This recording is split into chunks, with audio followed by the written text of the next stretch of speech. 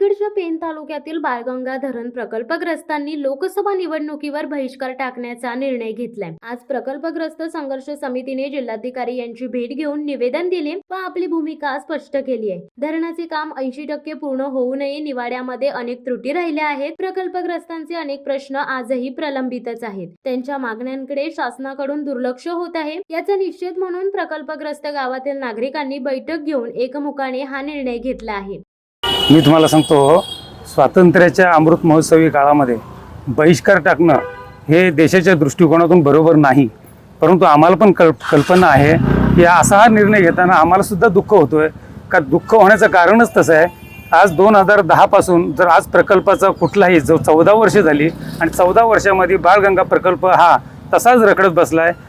लोकांना कोणत्याही प्रकारची सुविधा नाही, पुनर्वसन नाही, शेतीचे भाव नाही आहेत, नोकऱ्यांचा पत्ता नाही आणि पुनर्वसनाची कुठलीच प्रक्रिया 100% न झाल्यामुळं अजूनपर्यंत ते न झाल्यामुळं आम्ही हा बहिष्कार टाकण्याचा निर्णय घेतला आहे। शिवसत्ता टाइम्स, देवा पेरवी, पेण।